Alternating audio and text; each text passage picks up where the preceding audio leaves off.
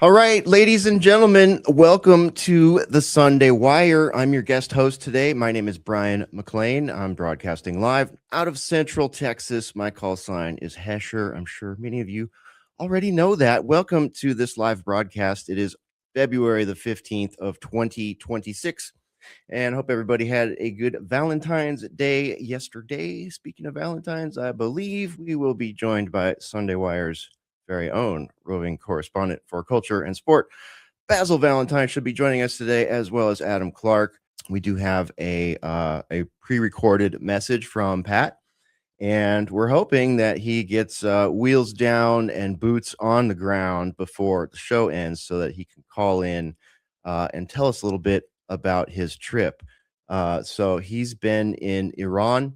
And what a crazy time to be in Iran. If you noticed last week, there was a message sent from the United States government, from the Trump administration, to any U.S. citizens in Iran, telling them basically to leave the country or be prepped for something. So interesting time to go out there. Of course, Mr. Henningsen sees a note like that, and what does he do? He goes the opposite direction. He goes towards Iran. That's what we got going for you over here on the Sunday Wire today. So, gosh, I hope everybody's doing well out there, and I hope it almost looks as though we have a connection to YouTube. So shouts out and hello to everybody out there watching live on YouTube, watching live on Rumble, and on X and on BitChute, and of course at 21stcenturywire.com, alternatecurrentradio.com. These are all your outlets for Sunday Wire. I made a mistake when I was setting up the streams today. So the YouTube notification says that the show's going on around midnight. So, well, depending on where you are, I did the AM PM swippy swap there. So sorry about the listexia. But yeah, I'm going to roll into this clip we've got from Patrick. And then on the other side of that, we'll be joined by Ruckus. And if all goes to plan, Mr. Basil Valentine as well. So here we go. A message from Patrick Henningsen out of Iran on his travel here. I'm not sure if he was headed home. See, as the producer of the show, I don't even know where he's headed next. So it's maybe we'll all find out together, eh? Okay, here we go. Here's your oh, I lost it. Here we go. Maybe. See if it'll let me play the clip here. I may have to be on the screen too to get it to happen, but here we go. This week we're reporting from on the ground in the capital of the Islamic Republic of Iran, Tehran, and it's been a quite incredible journey to get here. A lot of obstacles were put in our way. We managed to arrive here on Wednesday, and as luck would have it, this was the National Independence Day, or the National Rally Day for Iran, and we managed to, after making it through customs, an hour and a half, somehow managed to get through traffic into the city. The traffic was so incredible because there were literally hundreds of thousands, if not millions of people coming into the city center to join this sort of national display of solidarity for the state, for the government, for the leadership, and really also in opposition of the threats being waged by the United States currently under the Trump administration, threatening to start a war at any moment. It could happen. This is a very real and present concern here, no doubt. But we managed to park the car and walk. A lot of people parked, literally turned a major freeway artery into the city into literally a giant parking lot. And we walked in for the duration, as did many other tens of thousands of people on the road that we took. And we made it to the latter part of this rally. It started at 8 a.m. and finished around 12:31. And we got a chance to experience something that's extraordinary. By anyone's estimation, probably 2 million people attended this rally. So the scenes were incredible. We took a few shortcuts from this, and I'll show a few of those in a moment here. So there's hundreds of thousands of people, I don't know, maybe a million, are out here. We're coming up to the main square, but just the sheer mass of Iranians out today is unbelievable. A major event. So what was incredible about this is that we've been told in the Western media by our politicians in the West that there were, all of these anti-quote regime protests going on, and the country is completely divided. People are afraid to come out in the streets for fear of being, attacked by the regime and whatnot. So that's what we've been told. We've been fed a steady diet of this, what can only be described as Western propaganda, and how they characterize what's going on in Iran. And what you saw was this incredible unity, national unity. There weren't just, I would say socially conservative Iranians out, more religious people in this country. Certainly that would have been the majority of the people out, but there were what you might term moderates, secular people, all united under this umbrella, if you will, of the Islamic Republic of Iran, and celebrating the anniversary of the revolution. So, the revolutionary government is alive and well in this country, and it has a massive constituency, and you can really see that for your own eyes here. Certainly, this was one of the reasons why I came on this trip. And there's a lot of reasons why I shouldn't have come. In terms of the threat of war, it's certainly not a pleasant situation if that was to kick off, but I needed to see for myself what was happening here, and I needed to be able to convey that to our audience at the UK column, of course, but also at 21st Century Wire, and really more broadly to our Western audience and our readership and our viewers on these various platforms. So it is really incredible. And what it also showed you is that under threat of attack or external pressure, the response of the people in this country is to galvanize. So if, let's say, the CIA, the Mossad, it's beyond debate that they were involved in fomenting and engineering the unrest that we saw in Tehran weeks ago. There's no doubt about that. In fact, that's been admitted by former heads of U.S. intelligence, Israeli officials, Israeli intelligence, and so forth. They've more or less admitted this. But what they haven't told you is the devastation that this caused in terms of not loss of life of protesters, loss of life of law enforcement. And we were able to see with our own eyes after visiting with the heads of the police forces only just yesterday morning in the actual evidence file and the video evidence, which is quite gruesome, of police officers that were sprayed with kerosene by these so-called peaceful protesters, the West like to characterize them, and then burned alive. I counted at least 8 in the exhibits that were shown. Some of this has been released into the media here, but others, the footage is too gruesome. What they have released is very accurate in terms of CCTV footage and other video footage, which has been widely disseminated by now, of these so-called protesters, which are really rioters, if not agent provocateurs, who were shooting from using the crowd as a human shield in order to shoot at police officers. People were knifed, they were beaten, they were set on fire and then beaten afterwards, or they were beaten and then set on fire. We're talking about police officers. I don't have to tell our viewers here if so-called protesters were to do that in a European country, in the UK, to fire and shoot and kill or set police officers and burn them alive in the United States. So we saw what happened in Minnesota. Just by being a bystander could get you killed in America. But somehow they expect that, the Iranian law enforcement are just supposed to stand down and allow these agent provocateurs to burn down the city and kill who knows how many people. Official numbers from the government are approximately 3,170. And it was interesting, they said out of that total, they regard 2,400 of them as roughly as martyrs. And those would be law enforcement that were killed, innocent bystanders, people who were involved in any sort of nefarious activity, First responders were also counted in there. I mean, firemen were attacked, EMS workers were attacked, police stations were attacked, set on fire. They tried to occupy one of the main police stations in one of the big districts here. So, that leaves 700 of the non-martyrs, as the government would call them. In other words, people that were, in their view, and according to the evidence that they presented, were up to no good and trying to destabilize the country in advance of an airstrike.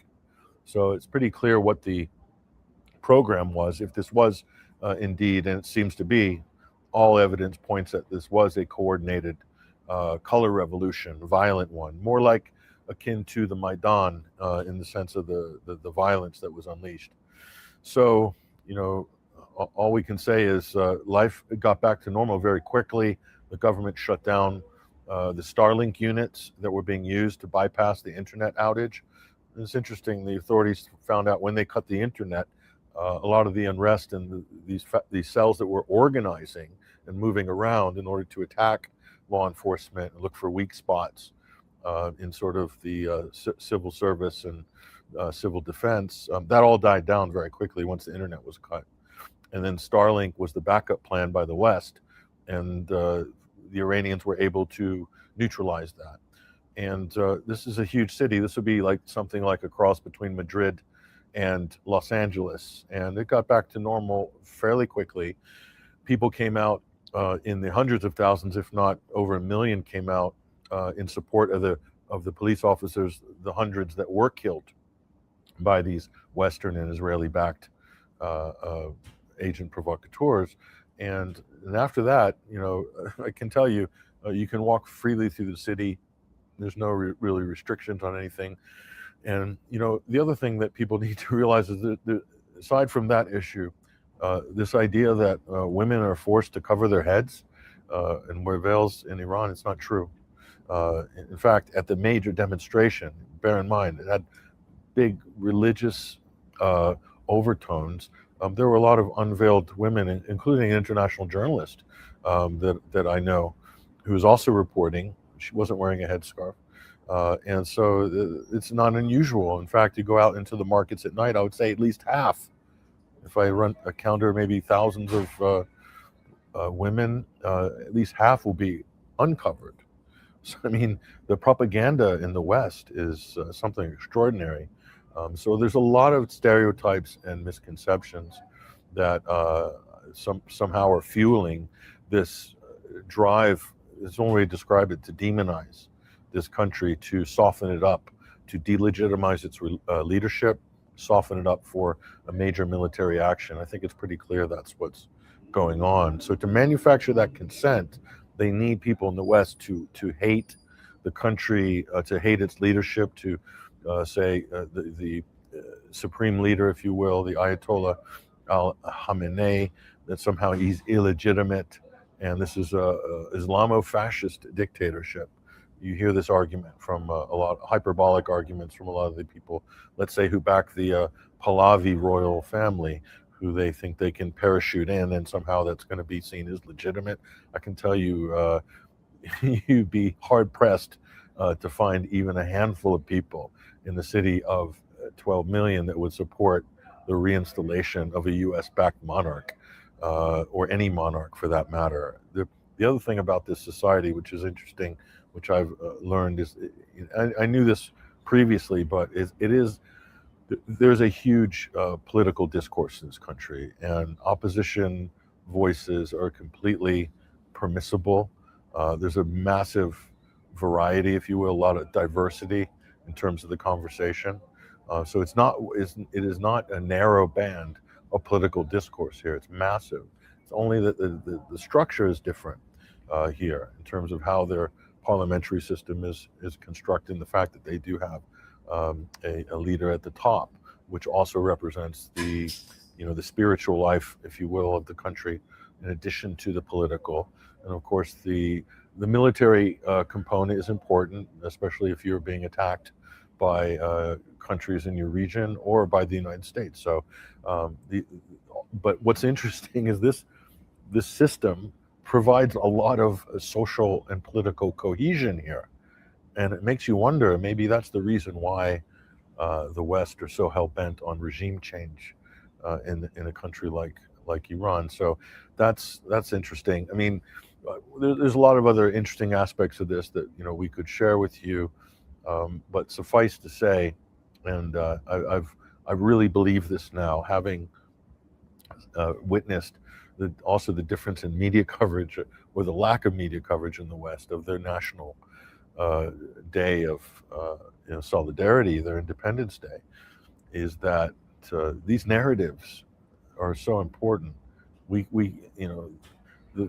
the forces that want to drive our governments and get the people to manufacture the consent for these wars overseas, they need these narratives in order to justify the action. They need the majority of the public, to believe and to hate on, to demonize, to delegitimize target nations and their governments or their leadership. Without that, our governments that are involved in these sort of undeclared wars of aggression, they really can't act. They can't act with the level of impunity. They certainly can't get the public consent to do that. So, if the BBC were to run a story, or the CNN, of 2 million people take to the streets in Tehran in support of the leader and the government, and you see some of the banners at these protests, it's unbelievable. That would really undermine the war propaganda effort. And of course, it would almost be a case of envy, because you have to ask yourself, how many governments in the West can the leadership snap their finger and get 2 million people? And just in the capital, if you count all the other cities during the National Day, there's probably more like over 20 million that took to the streets. I think the estimate that I saw, official estimate, was 26 million. That's all of the cities and municipalities around the country. I mean, for a country of 90 million, that's more than 1 out of 4 people were out on the street. You don't see that level of response to the call for a national emergency or unity. You don't see that in any Western country, or any country full stop in the world. And this, again, one of the unusual, unique aspects of life here. And again, this is why I had to come and sort of understand this for myself, and also be able to inspect the damage sites from the unprovoked Israeli attack on Iran last June, and of course the unprovoked U.S. attack, Operation Midnight Hammer, as it's called, and to inspect some of the damage of that. We might talk more about that in subsequent reports. But and of course, I got attacked by a lot of people on my social media feeds for basically sharing what I've observed. Certainly they don't like it, and it's so funny, all the people who are supposedly champions of free speech in the West, and who opposed COVID lockdowns, they don't support free speech when it comes to geopolitics. Even when you have a Westerner like myself going and making the effort to get here, against all sort of travel warnings and all sorts of obstacles, in order to just try to convey some reality of what's actually happened. And and it's not that I'm surprised, because I've been studying and following color revolutions and Western destabilization and Israeli destabilization efforts against target countries for many years, for the better part of, at least in this area, quite intensely for 15 years in multiple countries. So you get to sort of observe the patterns. You see the clues and the indications that, yes, that's indeed what you're looking at. And of course, that's the same thing here. It's just here, the difference in reality, the scale of the difference of what is the political reality in this country, and the facts on the ground are so vastly, vastly different than the very narrow characterization that you get right across our Western mainstream media. That includes US media, British media, European media. It's actually shameful when you look at it and trying to say, how do these people call themselves journalists? And I even saw some of the mainstream reporting here. It's diabolical. They did let a few journalists in, much to their chagrin after the fact. But the reporting has been absolutely horrendous for the few mainstream Western broadcast journalists that did come. I think it's, well, their work speaks for itself, and we just wanted to share what we've seen here. And again, the people here are quite incredible, totally diverse ethnically and culturally as well. It's a vast country. There's a huge plurality of thought, opinion, political, and ethnic representation here.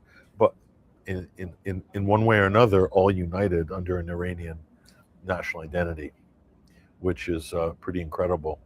So anyway, we'll hopefully share more thoughts and observations, maybe some more insights with you in the coming days and weeks. I'm Patrick Henningsen, reporting from Tehran in the Islamic Republic of Iran for the UK Column News. All right. Yeah, I was watching the comments come through while we were watching the video there. Many of you echoing a lot of the things that were rattling around in my head as I watched that. You know, it's one thing about 21stCenturyWire.com. I've been working here with Patrick for over a decade now, and we focus a lot on Middle Eastern geopolitics. And for those of you that are new around here, that is far from his first trip into a zone like that. I think that's the second or third trip to Iran. There were a couple trips to Syria, to include Aleppo, when that place was very dangerous. So, you know, and Patrick mentioned it there in his video presentation, 21stCenturyWire.com is highly motivated to go to these places, talk to these people.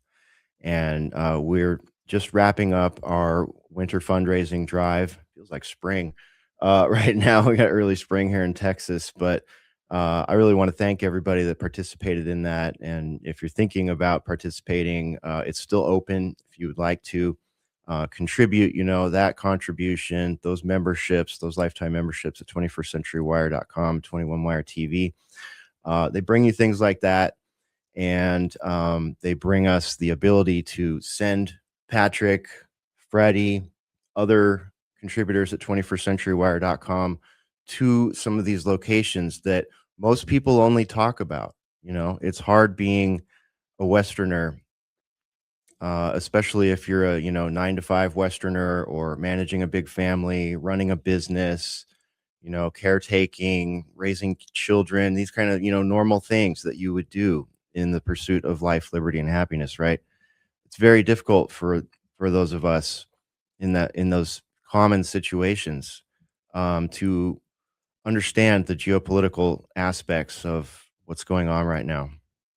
So I just want to thank everybody that contributed to the winter fundraising drive, because these are the kind of things that we're able to do with your support. It means a lot to us. We're going to take a quick break here, and we're going to check out, I think we will go with, I'm going to go with Joseph Arthur. I think we need a little bit of a mantra right now. And then on the other side, we'll kick off Overdrive. We'll bring in Adam Clark, and hopefully Basil Valentine will combat land into the Sunday Wire zone here. So we'll see you on the other side of this wonderful track by our good friend and brother, Joseph Arthur.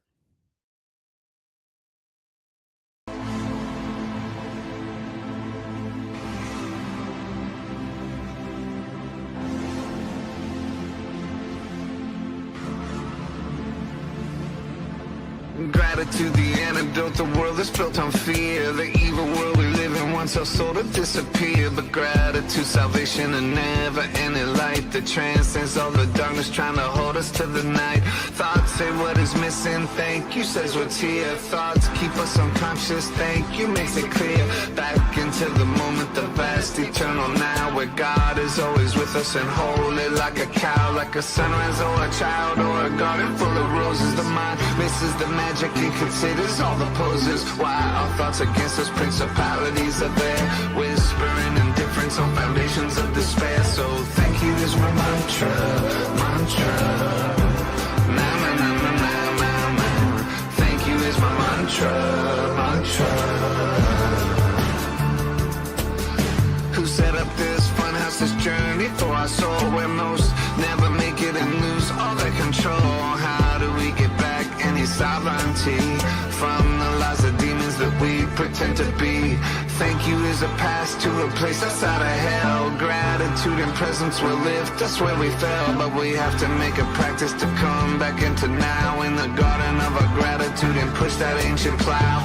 I don't know the reason we are in a holy war, how we ever come back to who we were before. Did it start in Eden with an apple and a snake? Since then have we been following with this battle as our fate? So thank you is my mantra, mantra. Na na na na na na na. Thank you is my mantra, mantra. The world will light us, and so will our minds, so will our minds. Whatever is the reason, this is where we are.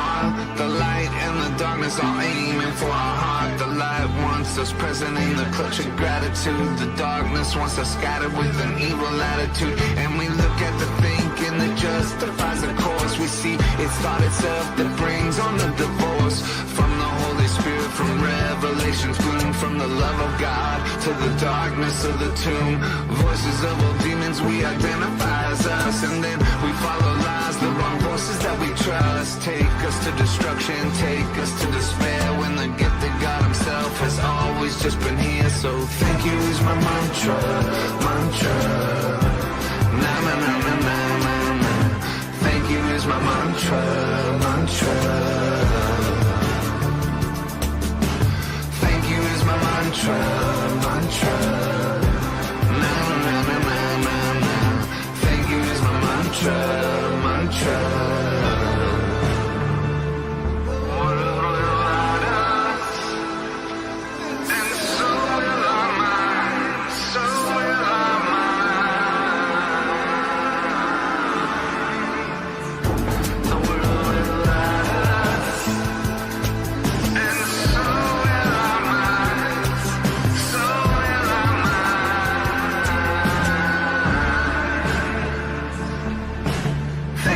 My mantra, mantra.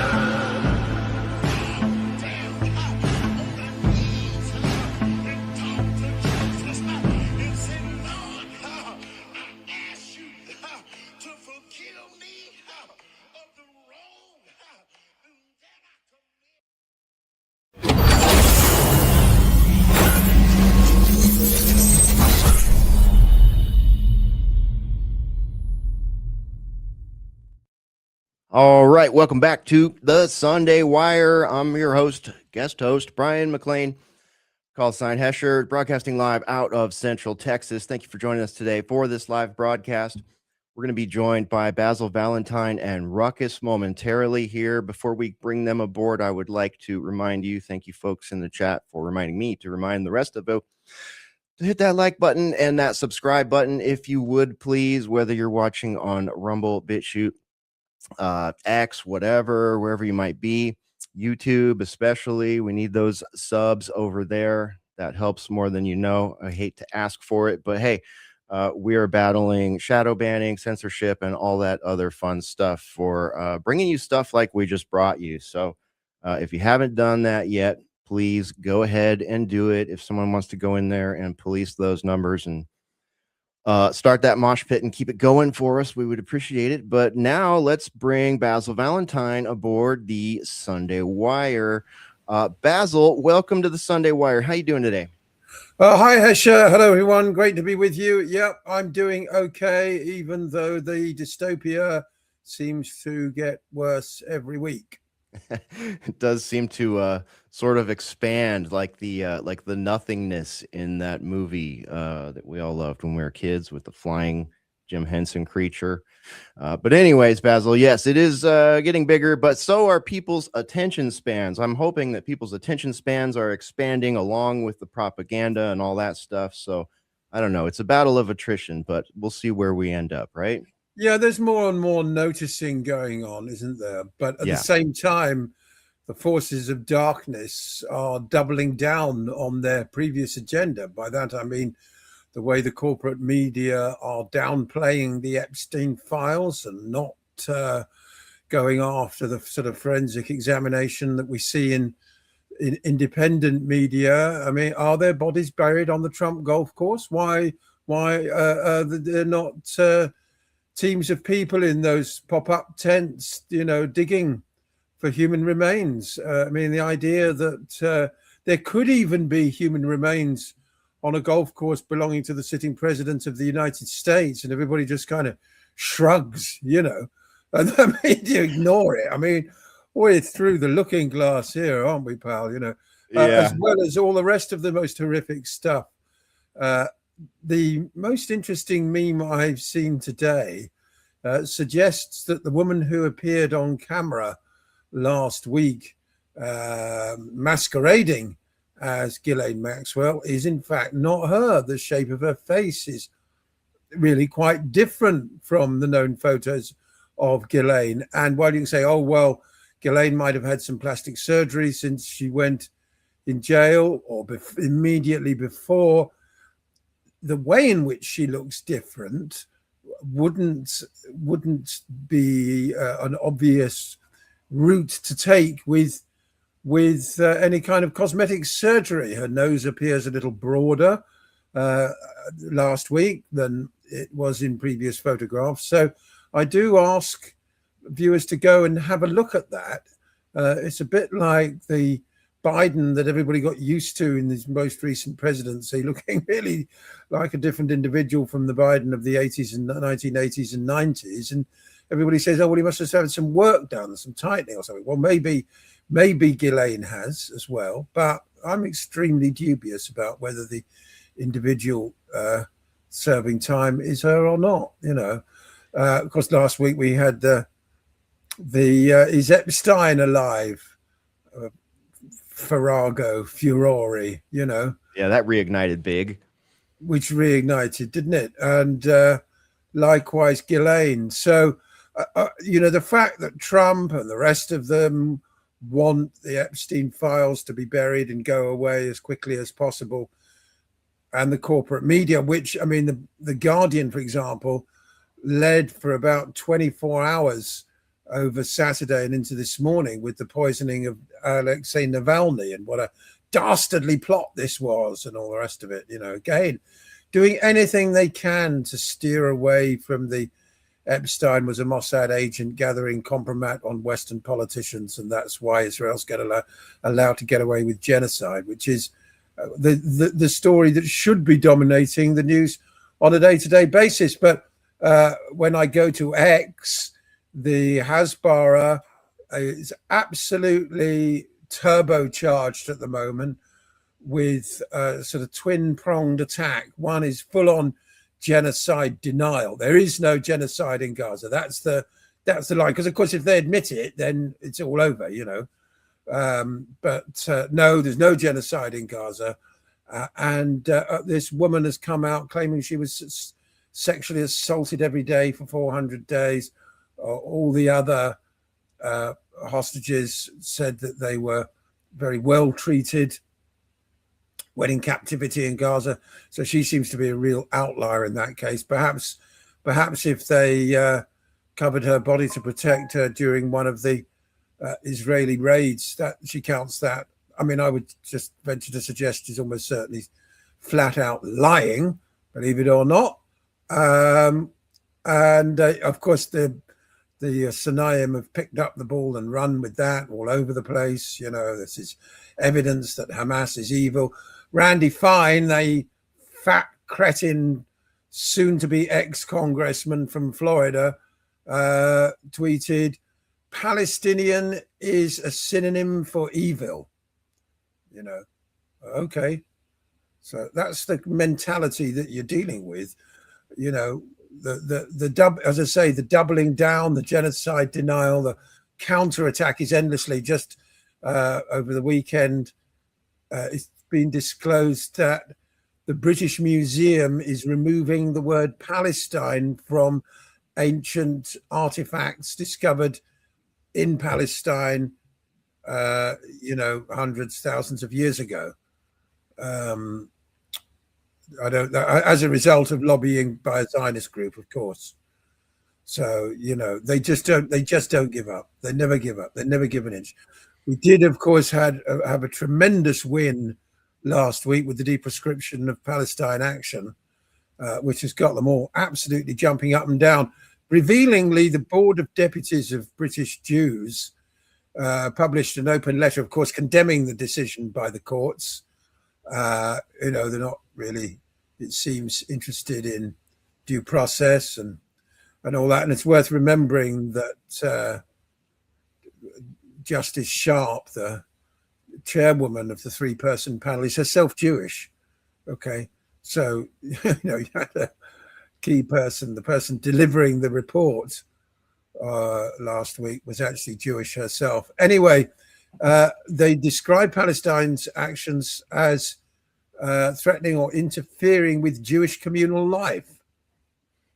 Well, as far as I know, Palestine Action have only ever targeted weapons factories. So the Board of Deputies, therefore saying themselves that, as far as they're concerned, Jewish communal life consists of weapons manufacture, which is an extraordinary thing to say. Oh, well, yeah, at least they're upfront about it. That seems to be one little perk we get in the modern era. I don't think Elbit have targeted anything other than weapons manufacturers. And the planes at Bryce Norton that got them into so much hot water. Yeah. Meanwhile, Yvette Cooper, who was Home Secretary when the ban was introduced, now Foreign Secretary, absolutely reprehensible individual.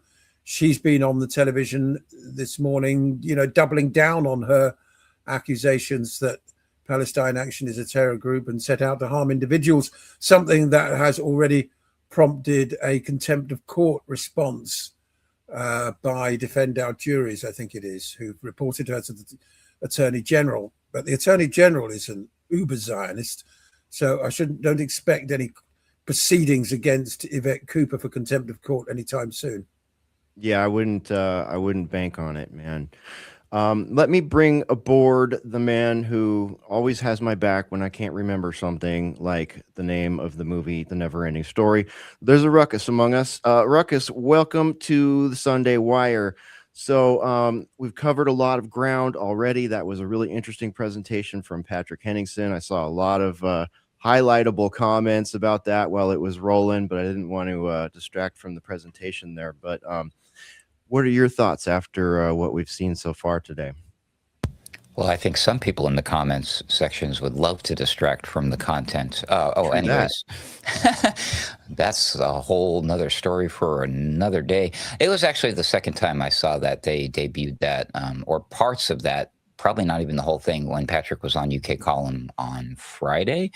I believe it was Friday. So I had caught some of that, but to witness the live pushback against what Patrick was presenting was eye-opening, even inside of our own chat rooms, because again, that's a reminder of like the Western propaganda has really set forth a very solid idea, narrative of what people are supposed to think of that area of the world, because as you pointed out, Hesher, the vast majority of us are unable and or unwilling to travel out there and witness it for ourselves. I mean, which sets up a perfect, I guess people understand this when they're watching a movie like, say, Wag the Dog, but when people are, encountering this in real life, a manufactured reality, which is so easy to do. I mean, everyone's, we're connected, they can't fake it. No, it's because we're connected, they can so much more easily fake it, because again, you are unable and or unwilling to go out there and do what Bill Cooper told us to do, which I always remind everybody on this program before I leave, but that's to read everything, listen to everybody, but prove something for yourself. You can't believe anything unless you do the research yourself. So,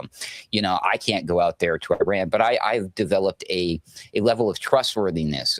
Patrick has demonstrated to me in his reporting enough degree of trust that I can trust that his reporting can be taken at how he's presenting it. Now, I can't say for that's a fact. Maybe he's mistaken. Maybe he's lying. I don't believe that he is. I don't know that he isn't. But the thing is, that's all we have left in this world. Johnny Vedmore recently tagged myself in a comment. I was very honored by that. But he was asked, who do you trust as a journalist? Who would you turn to and trust? And he made an excellent post. I wish I had it in front of me, but he included a few names. He dropped a few names, and he did mention myself as just the fact that he's worked with us. So by working with some of these people, we've developed a certain level of trust that is afforded to us from the inside that you as the viewer, unfortunately, don't have. But I think if you just stick with us and you see we're always vindicated. I have yet to discover anything that Patrick has necessarily reported about the heavy stuff with geopolitics that he's had to come back and say, ooh, we were wrong. Instead, it's everyone else around us who has shifted and had to say, oh, shoot, we were wrong, but look at them over there. They were right the whole time. And that's why, I'm honored to be a part of this organization. Yeah, absolutely. Basil, did you get a chance to see Patrick's video from Iran there? It's interesting to me how many preconceptions there are from Westerners about what life is like there. And, what we just saw from Patrick. And then a month or so ago, Syrian girl was there also showing some video clips and, disproving a lot of just very basic, common propagandic misconceptions that live in the mind of Westerners. Yeah, I saw some of Patrick's report, most of it, in fact, on Friday when I was on UK column duty. And he was able to join us live from Tehran as well for a while. I think that perhaps the first thing to note is he said that there is political discourse. There is plurality of opinion in Tehran. It is not simply a monolithic viewpoint handed down from on high, which everybody has to agree with, and if you don't, you're excommunicated or worse. It said that there was, lively political debate, which is interesting, particularly when set against the scenes of the mass murderer and sadist Netanyahu in Congress last week, who's given a longer standing ovation than Kim Jong-un gets in North Korea, and everybody sneers at North Korea as being an obvious dictatorship. Personally, I can't bear, I don't know about YouTube, I can't bring myself to watch those scenes. I mean, it's absolutely satanic, really, seeing this mass murderer and fugitive from international justice being lauded by supposedly the greatest country in the world, but I think Americans are beginning to wake up to the fact that they have been hijacked. I hope Patrick's report, some of which was shown on Judging Napolitano, the Freedom YouTube channel with Judge Napolitano, Judging Freedom it's called, isn't it? They had a decent clip of him on there. So Patrick's making his way up the food chain as well, and might become a regular guest amongst that illustrious cast who he has on there. But I hope, how many people, unfortunately, the Napolitano exposure will massively increase the number of Americans that got to see that report, and hopefully they'll follow up and watch more of it, because yes, the vision of Iran that we're presented with in the West is obviously vastly different from the reality on the ground, where most people, as in America, as in Britain, as in everywhere else, are simply going about their business, trying to make a living and pay for the roof over their heads and the food on the table. The people of Britain, the people of America, the people of Iran have no beef with each other whatsoever. But certainly in the case of the West, we've been to a large extent hijacked, haven't we, by an oligarchy that is determined on asserting control over other countries who pose no threat whatsoever, like Iran. Interesting that you say that. Commenters are feeling similarly. Basil at World's End says, "Oi, we have been hijacked, or have we been hijacked?" Yeah, good question. Let's see here. Chanel 3202, here in USA, people are angry. That's an interesting one, Ruckus. I am seeing there's a almost like a pure trajectory for someone who is like recently red pilling on these topics, these geopolitical topics to do with Israel.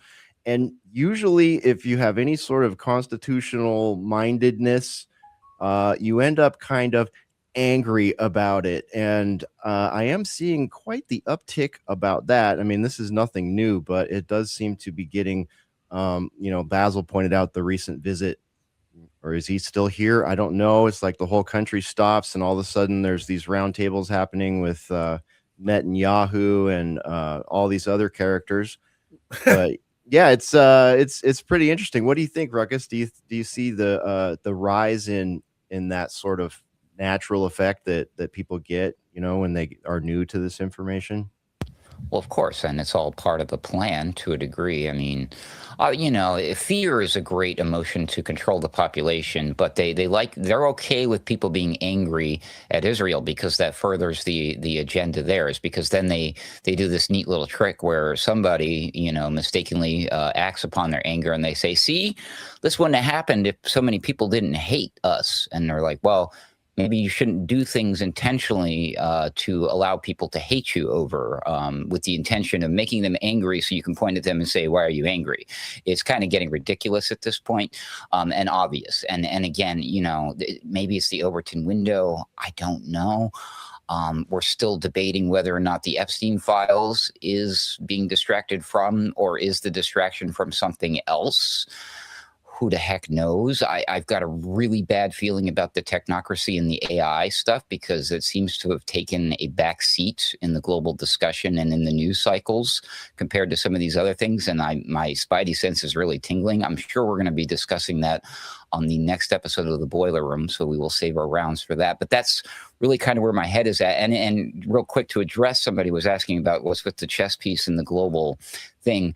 This really does just ultimately denote geopolitics in general and where we're at. There is a hidden hand, an elite group behind the scenes who do love the concept of chess, and they are playing a world game of chess, and we are the stage, and some of us are the players, unwittingly, unfortunately. But that's why we went with that and some of the binary code for the technocracy, mostly because we didn't have like a solid plan for like, we're going to talk about this one exclusive thing today. Otherwise, the graphic would have reflected that. But I hope that makes sense now. I hope, and that's also, again, where my head is at with all of these things. So there's a major game taking place. I mean, we're just here trying to figure out what it is and what the end game is. Yeah, the technocratic grand chessboard is always an evergreen sort of graphic. So, we went with that. And Ruckus, just to thanks Creative Accidents for dropping us the specific link. Just to back you up here, here's the post you were talking about. One True Fraggle said, "Who do you consider the best journalists out there, Johnny? Difficult to know who to trust." And you can tell by Johnny's response that he is like-minded with us about the technocracy aspect, because he says, "Oh, dude, that's hard. You have to learn who to trust yourself, I suppose." But he mentions Tim Hinchcliffe, and he mentions Whitney Webb, Monica Perez, Courtney Turner, Geopolitics and Empire, Weaponized News, and of course, our friend AC_Wordslinger here, Adam Clark. So yeah, that's really the kind of I like the way he responded to that. That's kind of the mindset one has to have. You have to learn who to trust yourself, and even then, you always have to be questioning, because you'll see a lot of new people pop up into the ecosystem, and they'll say things that resonate for weeks and weeks, months on end, sometimes years on end, and then boom, something will happen and they'll flip, or they'll start supporting something that you just feel is propagandic or incorrect or whatever.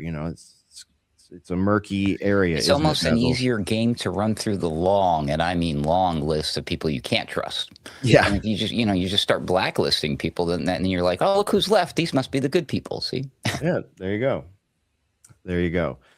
So Basil, yeah, it's definitely hard to figure out, where to find trust in the media, and all this stuff. So, luckily we've got a pretty good circle of friends and colleagues and professionals that we work with. But it has taken many years, wouldn't you say? It's someone's coming into this fresh, and they have to sort out geopolitics, and they're sorting out finance, and they're sorting out conspiracy theories and conspiracy facts. It's it's kind of a long trudge, and you will find yourself in dark places as you learn more and more. Yeah, interestingly, Cenk Uygur came out in the week and said he no longer believes the official version of 9/11, and was an influential left-wing commentator who had dealings with Peter Mandelson and Morgan McSweeney when he was an official in the Labour Party. His name escapes me now, but he was on Crispin Flintoff's show last week and got a bit of publicity because of his association, particularly with Mandelson back in the 80s.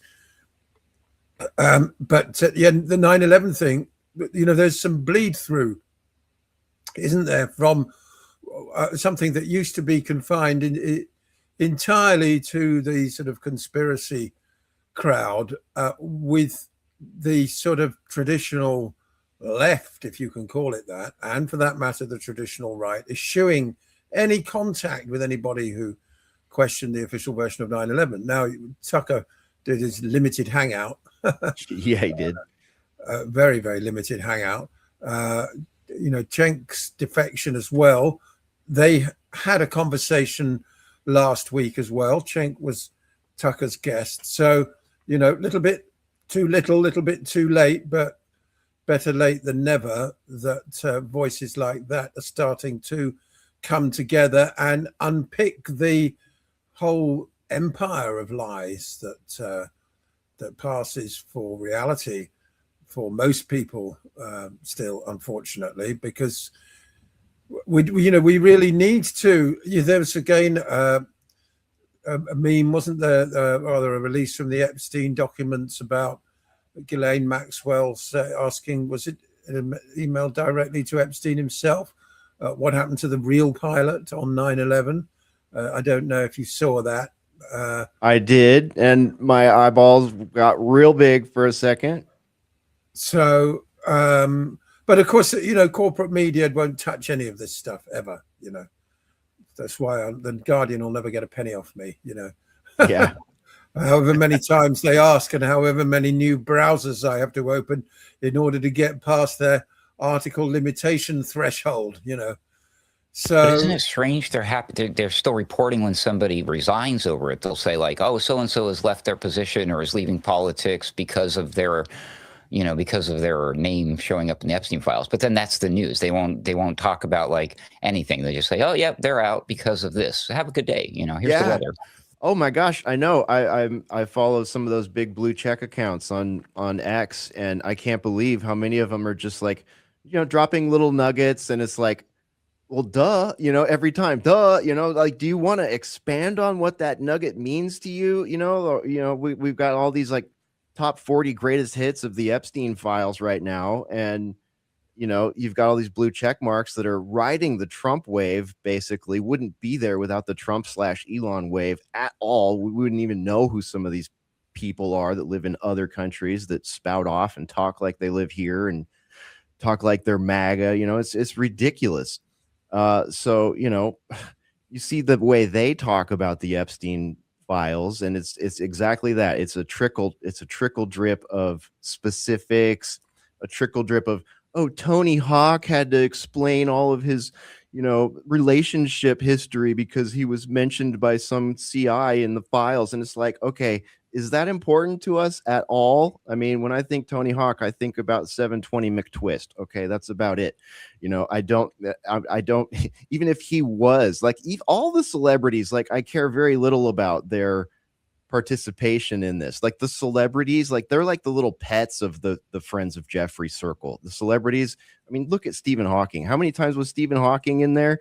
I've seen some insane AI slop videos of like Epstein and Clinton like rubbing down hawking, and just these creepy eyes wide shut situations. And you can't kind of help but wonder like how close to reality that actually is. But yeah, these little blue check mark accounts, no, they want to just drop little nuggets, little breadcrumb trails, little easily digestible black pills, right? And then it's like just move on to the next one, not stop and pause and think, what does it mean?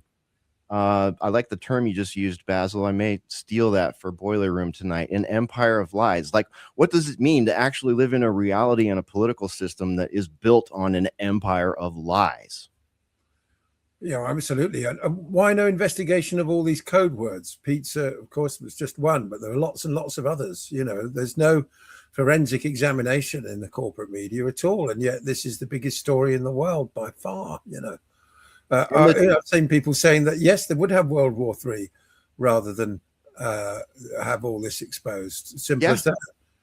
I mean, it may be the perfect reason to actually do World War III, right? I mean, trust in institutions is gone at this point. And this isn't the kind of release that the public doesn't have access to. Right now, there are multiple people on X that are advertising their own version. Like, people have used AI to go out and scrape the DOJ website and pull all of the information into their own servers. Wow.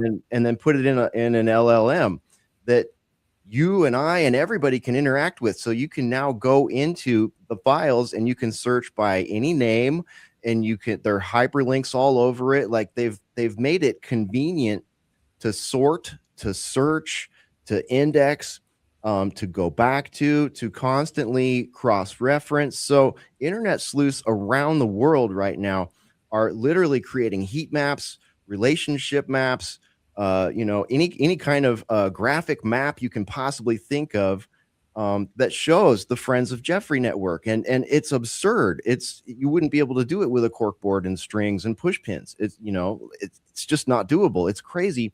And these AI tools have it set up so that you can go in there and hyperlink. You can click on anything on the heat map, hyperlink to it, topics, people, politicians, finance, whatever. So, I mean, this isn't the kind of drop, like we've seen in the past where, it just kind of like, oh, we'll have some congressional hearings about it. I mean, we're seeing those. We all laughed really hard at Pam Blondie, Scam Blondie up there talking about the Dow. People are making remix songs about her, obfuscating from the pedocracy to the Dow, the current Dow. I mean, it's insane. It's absolutely insane to see. But yeah, I mean, that's arguably the most ludicrous thing anybody has ever said in one of those congressional hearings. People want her impeached. In the last 200 years, you're being asked about, one of America's most notorious criminals of the last 30 years.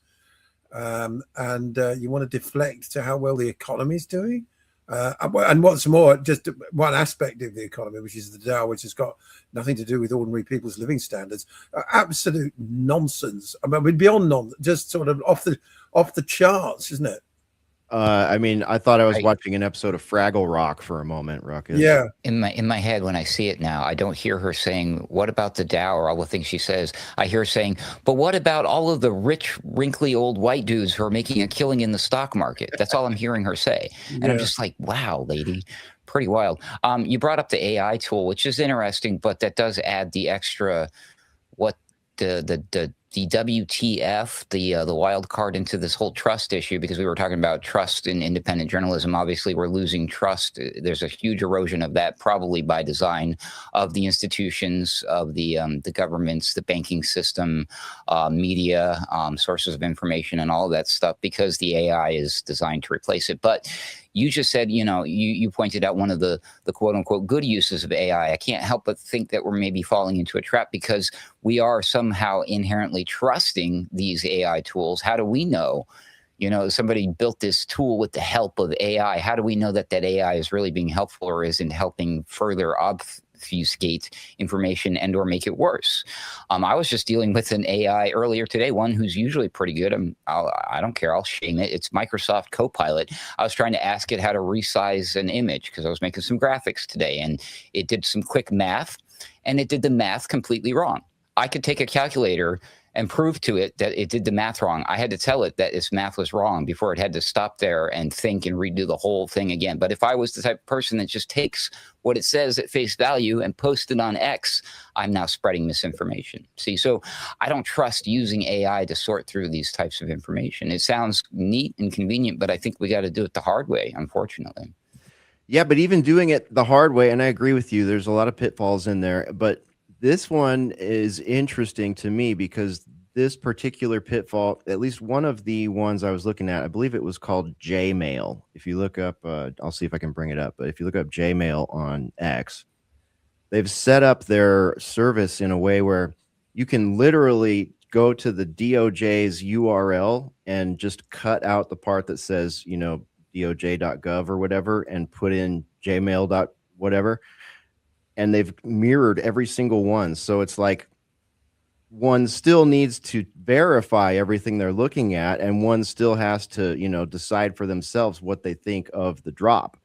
You know, all of us are still struggling with that a little bit. You know, when that first dropped, I had some comments about this. When it first dropped, they were like, you guys were skeptical about it on week 1, and week 2, you're like, hey, there's a lot of vindication happening here. Well, yeah, that's because our default position is skeptical pretty much with everything. So, you know, it takes time to look through it. But that's the cool thing right now is there's so many people looking through it and pulling stuff out of it. And it's not just like you have to, at least with the one that I looked into, it's not like you have to just trust what's coming out of this system. It cross-references back to what the government has posted. So, yeah, it's still a lot of research involved. But, you know, at least you can source any issues that you find back to the original documents. And that's, you know, a step further than where we used to be. Kim Jong Billy just made me laugh out loud. They say Copilot is so good, it made me switch to Linux. Yeah, Apple, Google, Dell, Microsoft, all so good. They make me want to switch to Linux. Goodness gracious. Yeah, even the podcasting services make me want to switch to something else. Like we already have some backups on hand, because the problem with the podcast thing is there's only 2 main indexes for the podcasts out there. For those of you that don't know how this works on the back end, I'll pull the hood up for a moment here, pull the bonnet up. Basically, Apple and Google own the index. And if you don't know what I mean by the index, it's the database of all the podcasts. So just think about how big podcasting is now. There are 2 databases of them basically that serve all of the primary places where you are probably or might be listening to us if you're listening to this in podcast format, audio format in particular. And we found a couple of apps that actually run on a blockchain where the index is on a blockchain. This is super nerdy, a side road. I won't take you down it too far, but it's a little less convenient than, you know, the big platforms, but there's theoretically, there's zero way to censor it or shadow ban you or visibility filter you on their index. So we are looking at things like that moving forward. But yeah, these sort of things. I mean, Basil, right now we've got the Online Safety Act. We've got the Canadian version of it, the Australian version of it, the New Zealand version of it. The United States has tried several times to do these sort of things where mean speak and mean posting and MEAN, but that includes MEME posting and all that stuff. So, you know, that sort of technocracy censorship aspect is, you know, just one facet of what Ruckus was talking about earlier. Yeah, first of all, I just want to give a shout out to Rupert Fellows, who described Pam Bondi, Scam Blondie, as he said. That's a great one, Scam Blondie, as a Taoist, DOWIST. Get it? Yeah, that is a good one. Your video's frozen there, Baz. I don't know what's going on, but you are. Oh, that's what I'm afraid. I just navigated away to look something up because on UK Column on Friday, Bryan Hesher brought to our attention the fact that one of the people instrumental in drawing up the Online Safety Act, I think his name's Leon Villeman, something like that, has been forced to step aside because of his possession of indecent images of children, something like that. I suggest people go and look it up. I don't want to be quoted on that verbatim, but one of the committee, that was advising the government about the Online Safety Act has been caught with exactly the kind of material that it's designed to protect people from and protect the children from. First of all, I mean, of course, protecting children, should always be our priority, whether it comes to online, but far more so offline. Of course, real world harm is far more serious than anybody looking at something, even if the one does reflect the other. But it doesn't seem that the government are very interested in that. I mean, there's a stench around this government when it comes to sex with minors. It goes back to Keir Starmer's time as Director of Public Prosecutions, when he declined to prosecute the serial rapist, possible necrophiliac and murderer Jimmy Savile, who, of course, was for a while very close to the upper echelons of the royal family.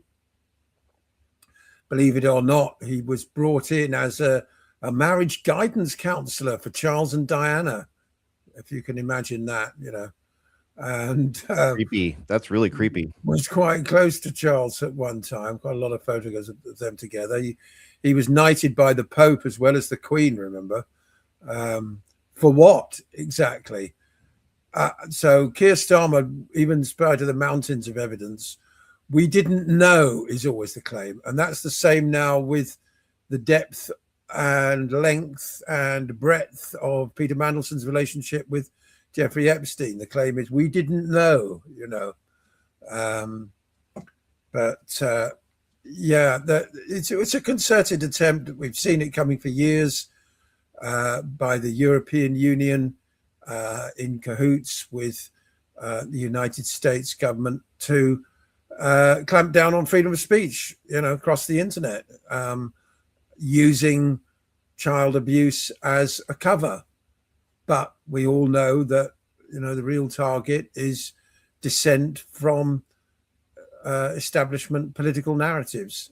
It's as simple as that. The narrowing of the acceptable opinion corridor and what terms can and cannot be used, and what you are allowed to criticize and in what way.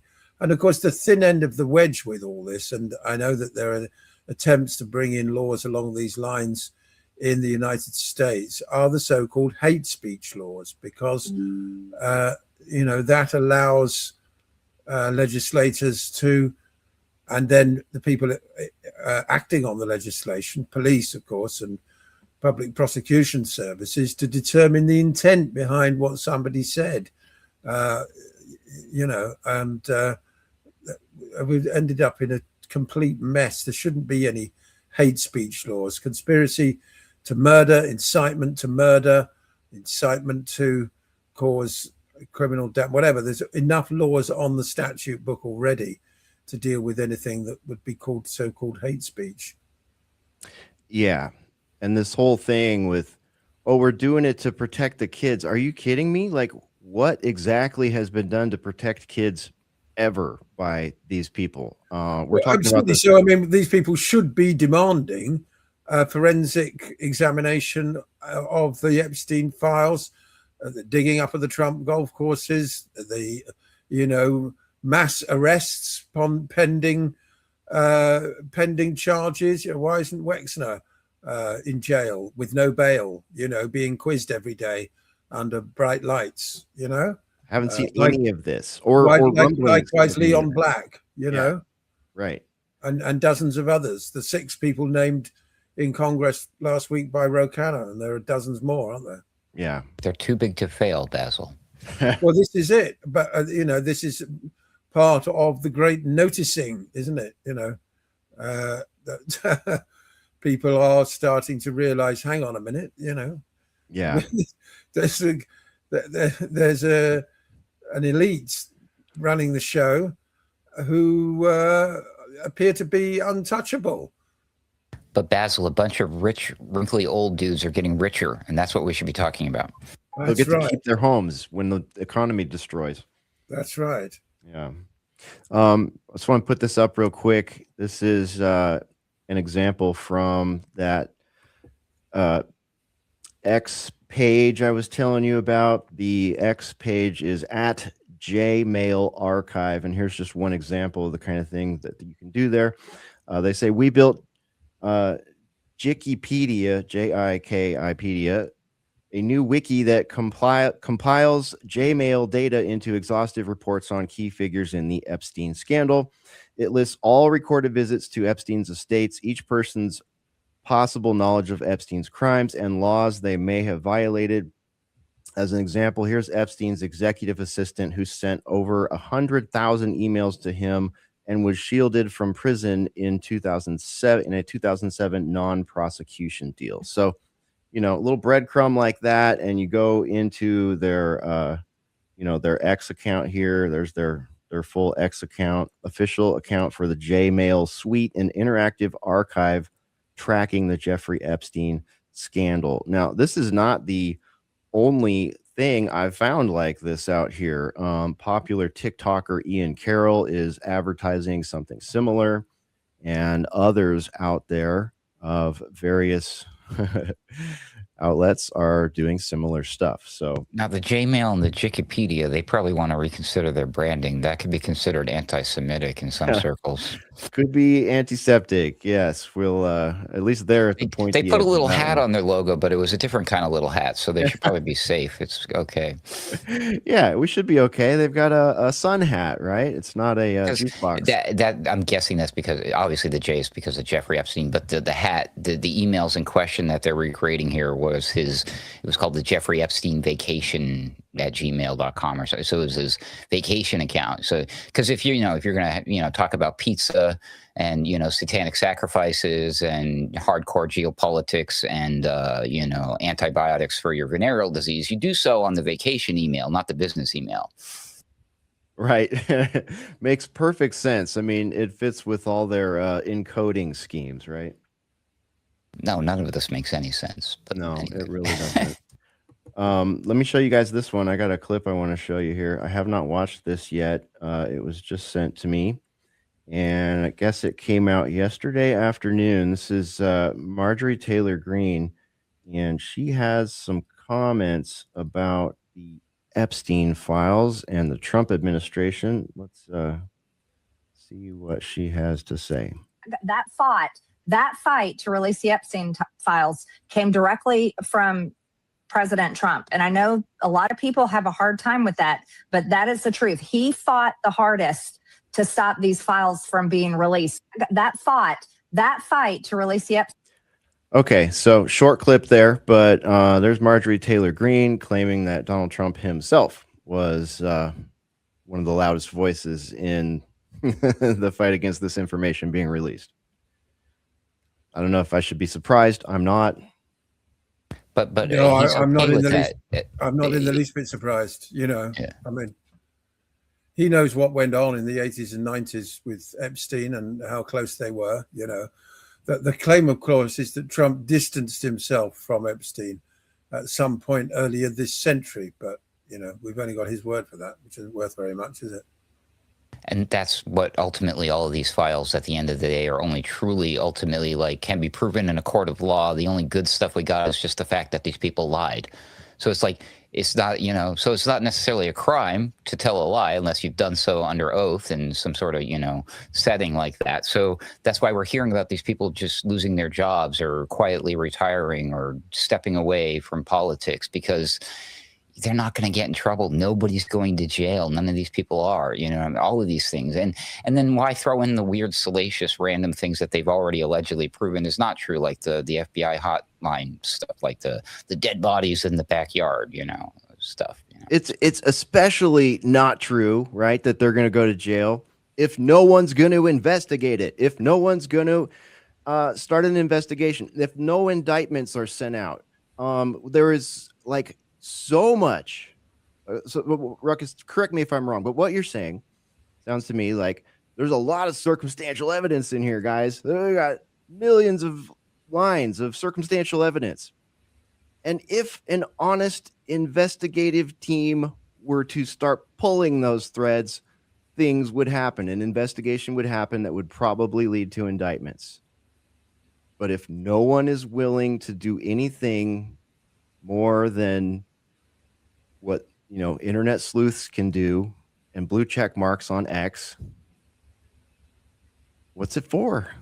Well, it's very difficult to bring convictions in murder cases if there's no body. Simple as that. You need a corpse, really.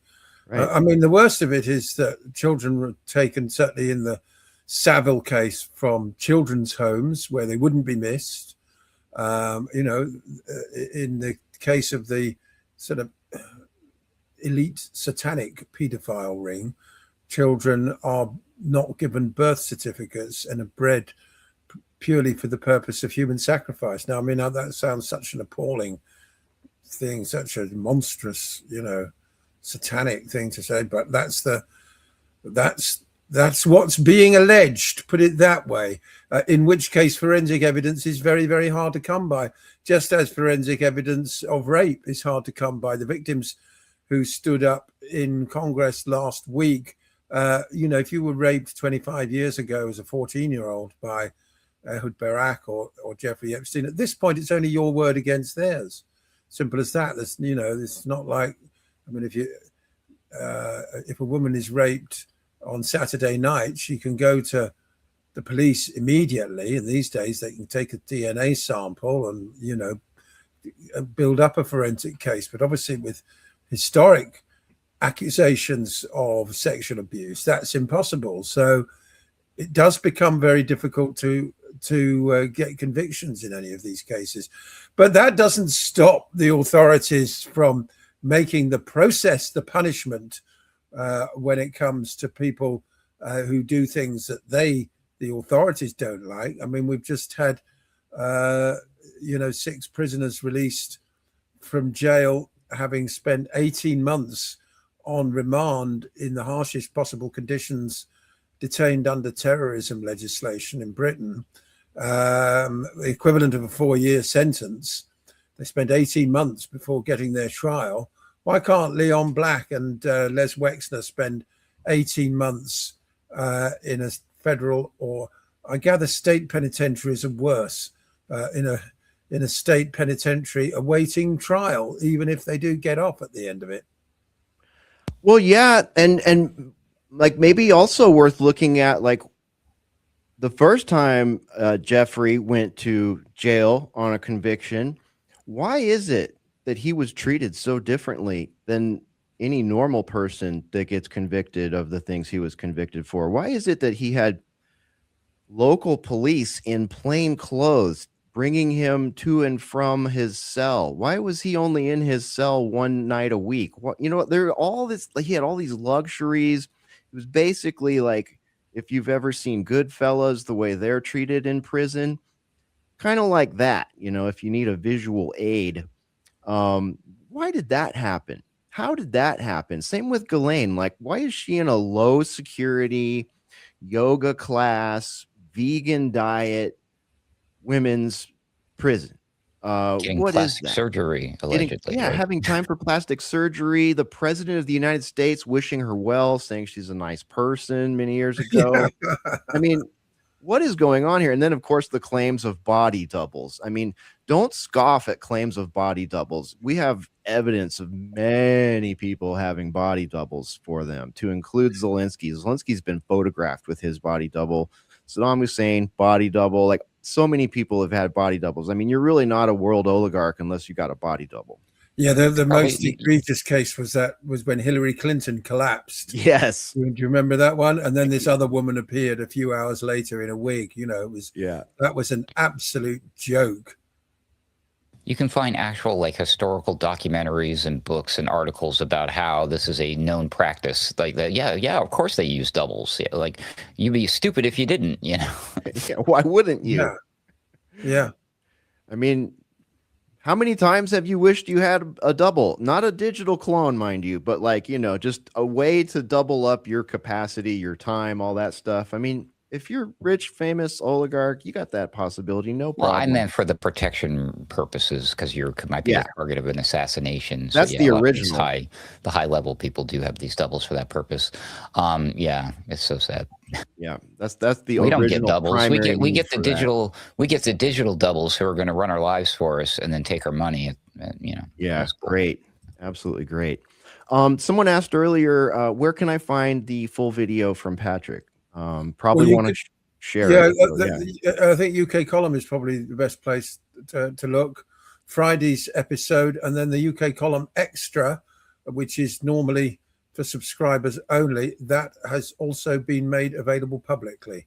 Okay, great. It's a great show as well for other content. So do go and have a look at that afterwards. Absolutely, and I'm sure it'll come up at 21stcenturywire.com after it's reached its exclusive period on UK Column. Well, before I go as well, I want to give a plug to Press TV's Palestine Declassified, which has just been released. And I think you have to go to the Press TV website or simply search for Palestine Declassified, because we did a forensic examination of the Zionist corruption of the UK law and order forces, through police to Crown Prosecution Service. So, and of course, the employment of Coresight AI to run the facial recognition software that's due to be rolled out across Britain in the coming years.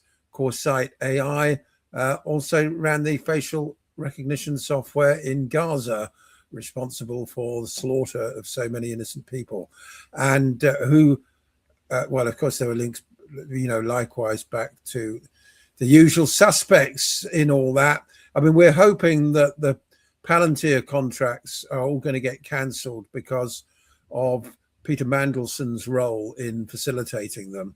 Palantir that'd be great, wouldn't it? Palantir have got their fingers in a £240 million contract with the Ministry of Defence, which they had the audacity to celebrate at a lavish party at the home of the British Film and Theatre Association, BAFTA.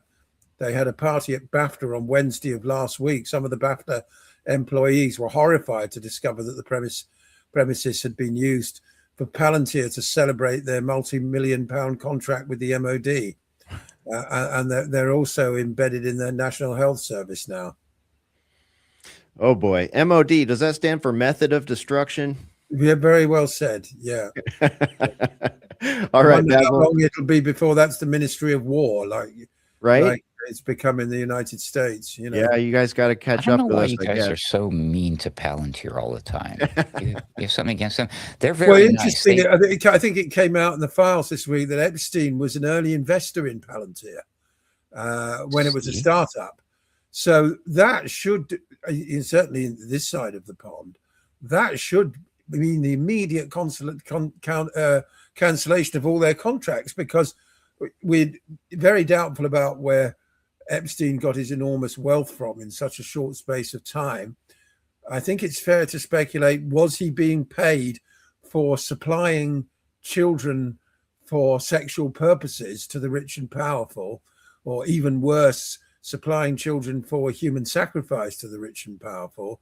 And did he use those proceeds to invest in Palantir? Is Palantir built on child abuse and blackmail? Let's not forget also that their blackmail was associated with all those activities. So I leave you with that. Palestine Declassified on Press TV, UK Column last Friday, and I'll be back there again, all being well, next Friday, UK Column 1 p.m. UK time. So that's 8 a.m. on the East Coast. And it's up on YouTube afterwards, UK Column News. We do cover Europe and the United States, not just the UK. All right. Excellent, Basil. Thanks for joining us today. Really appreciate your time. And we'll look forward to seeing you again real soon. My pleasure. All the best. Have a great week, everyone. Okay. Basil Valentine checking out of the Sunday Wire here, Ruckus. Ruckus, before we get too far, I have a couple. Well, let me, yeah, before you get serious, I'll lighten the mood a little bit. I was just going to mention that Basil is probably jealous because he did not get a Valentine's from Palantir directly the way I did. I got one directly from the CEO himself, Alex Karp. So, I feel special. I assume not everybody got one of these, but he sent me a little note. He said that while my algorithms have been quietly profiling your every click, like, and late night scroll since 2003, I've concluded with 99.97% confidence that you're the only anomaly worth keeping in my data set forever. Happy Valentine's Day. No opt-out available. Your CEO and permanent admin. Oh, wasn't that sweet? What a nice guy. Oh boy. See, we tickled the algorithm a little today. Carp got his shout out. See, they love you. They love no everybody. Opt-out. No opt-out. That's the best part. It's permanent love. It's for life, right? They've got you, and they love you for life. I feel so loved. Oh, yeah, I can feel it. I can feel the love, man. Okay, so this one, this may have to be one of those I'll just leave this right here stories, but I wish, and for me personally, one of those I wish Patrick was here right now stories. So do with this one what you will, my friends. Let me share the screen here. I can't wait to ask Patrick about this. This is why were Baal statues burned at Iran's Revolution Army or anniversary rallies? So there's an image right there. Supposedly, demonstrators burning a large-horned, bull-headed Baal statue during a state-organized rally marking the anniversary of Iran's 1979 Islamic Revolution on February 11th of 2026. And it says during state-organized rallies marking Iran's 1979 revolution anniversary, demonstrators in several cities burned large statues of a horned, bull-headed figure identified by organizers as Baal, B-A-A-L, if you're not familiar, an ancient deity referenced in biblical and Islamic tradition. Iranian news agency Mehr said the effigy represented, quote, the idol of Baal, end quote, described in religious texts as a false god associated with divination from monotheism.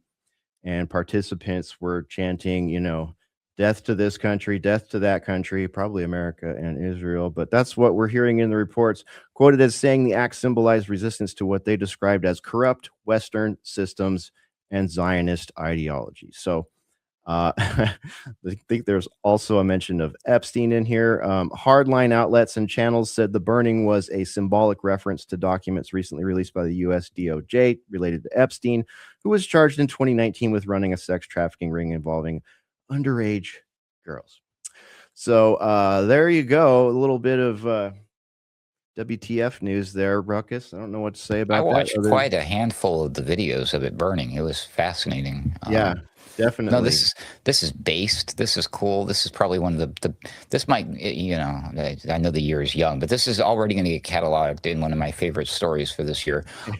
This is the way to do it, because traditionally they would take American symbols like the flag, the American flag. Who knows? Maybe they'll take like a religious text. Maybe they would burn the Bible. I don't know what they do, but they got to have something that symbolizes what is their enemy, the ones who are causing all their pain and suffering for the most part. It's not the other way around. People usually, but yeah, the U.S. And the Western world's global policies have been detrimental to that part of the world. So they, they're resisting, they're protesting. I thought protesting was good, right? But so they switched it up because they realized what we realize here. It's like, yeah, we've been vindicated. Yes, there is a cabal of satanic pedos who worship creatures like Baal, which was another like a human child sacrifice god from the Old Testament. And these are the things that have never gone away. These are what all of those weird satanic, cult-like rituals and the Bohemian Groves, Jeffrey's Island with this little altar thing. This is what the elites, the chess players, this is what they're into.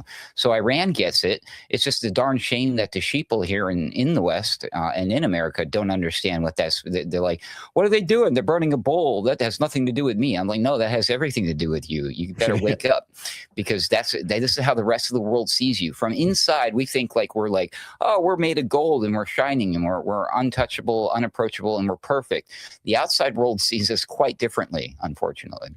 As a archaic bull demon thing. Yeah, exactly. Maggie says, read Ibrahim Majid's article on the burning of Baal. Good shout out there. Thank you. Please look that up, everybody. And we've got Chanel saying they see Baal as the Satan. And to Ruckus's point, isn't it disheartening to sit there and think, oh my gosh, they don't even see us as a flag or a nation or hate us for our freedom or any of these things that we've been told. They literally look at us as a satanic cabal. Satan. They say it all the time. They say America is the great Satan. This is what they mean. That's Satan, by the way, in case people forget, is a word that means adversary.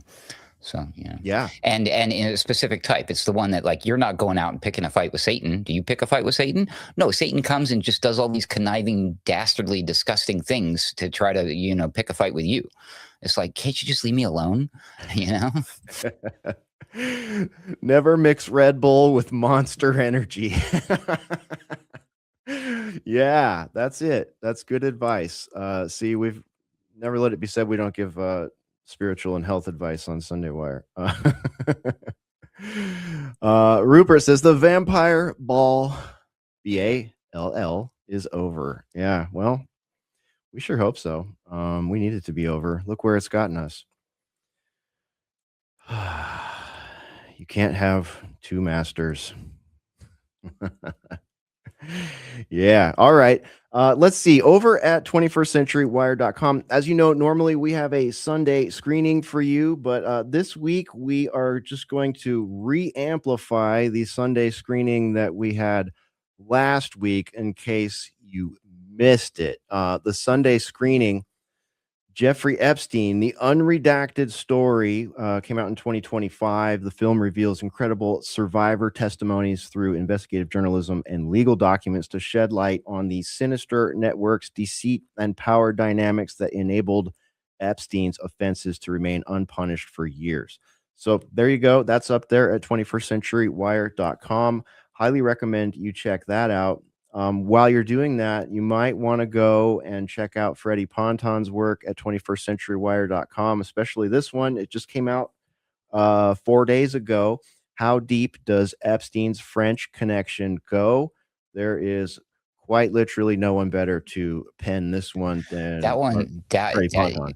That one, yeah, if you guys are interested in this thing, because I mean, obviously all we can prove at the end of the day is we can't prove that a crime has been committed, but we can prove that there certainly exists an architecture of some sort of elite impunity going on here, right? There's a machinery of private wealth, political access, which has shielded this particular predator, Jeffrey Epstein, from social consequences in exchange for something, allegedly his consultancy and his probably his money, but leverage, power, right? So if you want to explore that some more, definitely check this article out by Freddie Ponton. This one is going to dig deeper into the European and the French aspects, going back to the 1980s.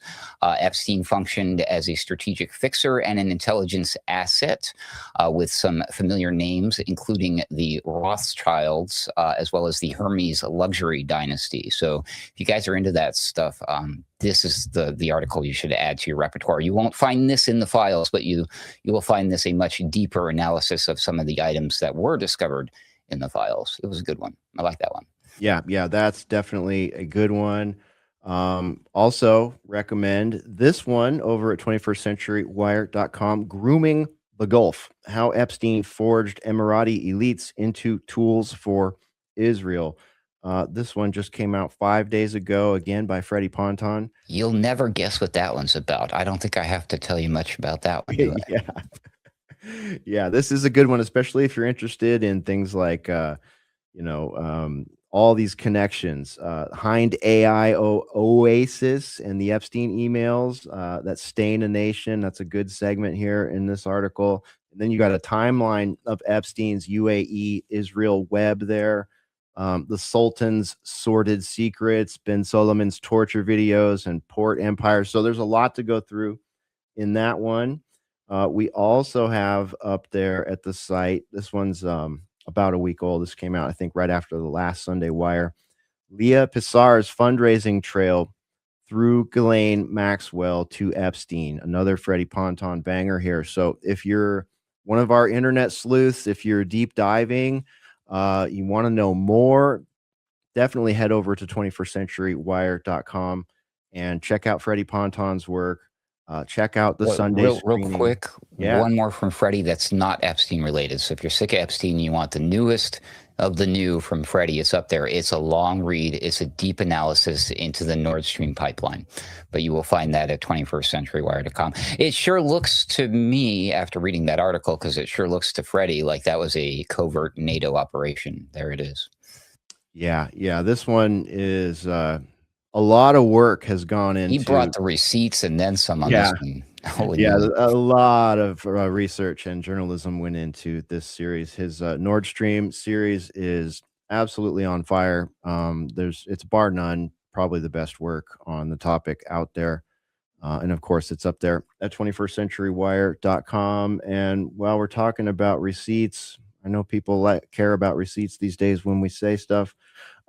Here's the one I was referencing earlier. Ghislaine Maxwell has customized meals delivered to Cell and Pets Puppies, among other special living privileges. So you can find that at the dreaded peoplemagazine.com site, I guess, if you're so inclined. I don't think you probably need to read it, but there's your receipts if you're looking for them. Ruckus, I think that pretty much brings us to the tail end of our presentation here today. Did I forget anything? I guess I could say one more time, thank you to everybody that has participated in the winter fundraising drive. It's still open. It's actually always open, but we push it hard in the winter because it sets up 21st Century Wire for the new year. And you're already seeing some of the benefits from that with Patrick on travel in Iran right now, when most people are leaving the country, or at least are being told they should. So yeah, thank you to everybody that participated in that. Thanks to everybody who's a lifetime member at 21wire.tv. You can do that stuff at the website 21stcenturywire.com. Let's see. I got breaking news coming in here. Thomas Massey ruins Donald Trump. This is the Epstein administration. All right, I tell you what. Thanks, man. We got one of our power listeners and participators back there saying, "Hey, don't stop the show before you play this breaking one right here." This one came out 15 minutes. Came out right around the time we started the show. So let's see what Thomas Massey has to say before we close the show down here, Ruckus. Donald Trump told us that even though, he had dinner with these kinds of people in New York City and West Palm Beach, that he would be transparent, but he's not. He's still in with the Epstein class. This is the Epstein administration. Donald Trump. Okay, this is the Epstein administration, coming from Donald Trump's least favorite person on Capitol Hill. But wow, guess saying the quiet part, not so quiet, is far from the quiet part anymore, isn't it, Ruckus? Yeah, well, him and Bro Kana just got to see there were names, which names were redacted, and they're like, those people's names aren't victims. What are you guys doing? So yeah, we got a problem here that we got to fix with this Epstein stuff. Cross your fingers, but I don't think it's going to happen.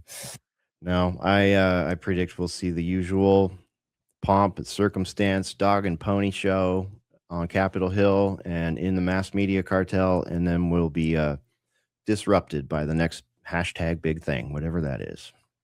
But until then, I think we're mostly caught up. Please join us for Boiler Room tonight. I believe there'll be a Boiler Room around 9 p.m. Eastern time. And thank you for being here with us, Ruckus and Basil, on the Sunday Wire. Final words, Ruckus. Read everything, listen to everybody. Don't believe anything unless you prove it for yourself with your own research. The wise words of Bill Cooper. Thanks for having me. See you on the flip. All right. Thanks, Ruckus. And thank you for being here with us on the Sunday Wire today. It's been our great pleasure to hold the Battleship Sunday Wire down while Patrick is wheels up. Patrick, safe travels for the rest of your trip, and apologies we weren't able to raise him during the show here, but he'll probably be back with us next week. But we'll find out. We will find out. That's one of the fun things about Sunday Wire. A lot of times it comes together right when it's time to go live. That's what happens when you're dealing with a team of people in remote places, going other places, and trying to broadcast live. And we appreciate you hanging with us while we do that. AlternateCurrentRadio.com. You can support us there as well. Don't forget 21stCenturyWire.com. And we will, let's see, what are we going to close out with today? Let's find something good for today to close out with. Well, they're all good. Let's go with, how about we don't need war? This has been the Sunday Wire. All the best. We will see you again next week.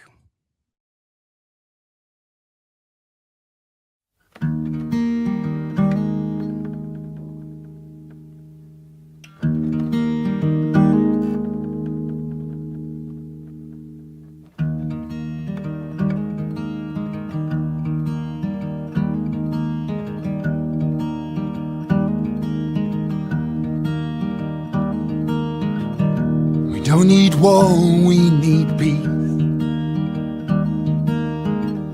We need to find a release from the ties that bind our minds, from the constraints that rule our lives. Politics has failed again.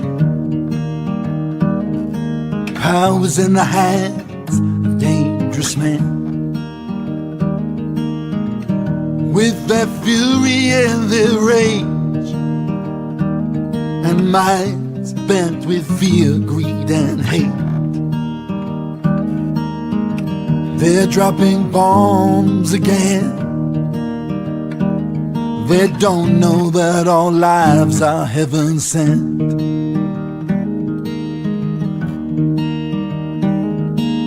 Time to stop the genocide, the warmongering in our times. Now is the time.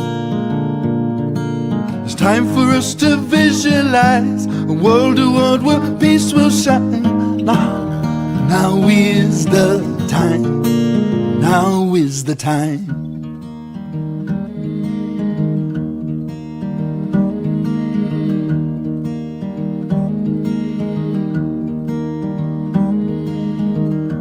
Now's the time for change. Tell me, do you feel the same? For here we stand in the name of love, all peoples of the world as one. The revelation needed on the street is that we're more powerful than we believe. What they don't want us to know is that the light of love we shine they can't control. The other day I spoke to God. She said to me, share this message in a song.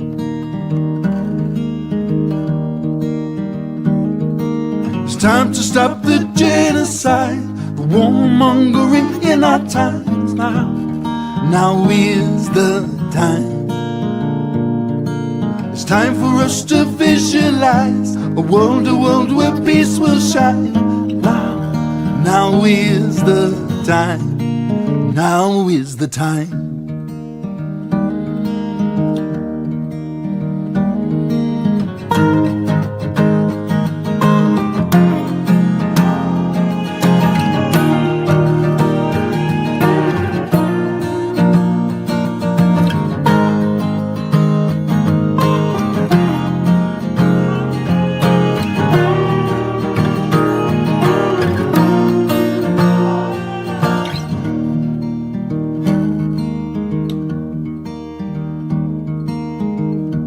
don't need war, we need peace.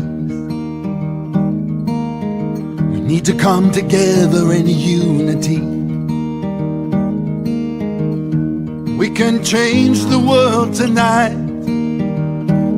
when we let love be our guiding light.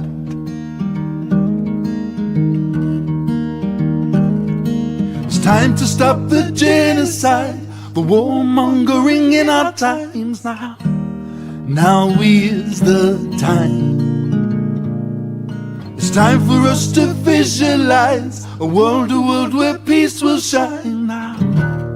Now is the time.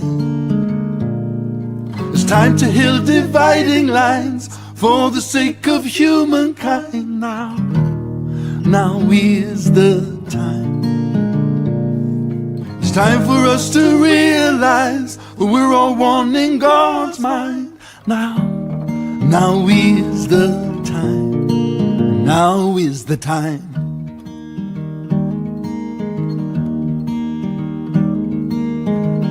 We don't need war, we need peace.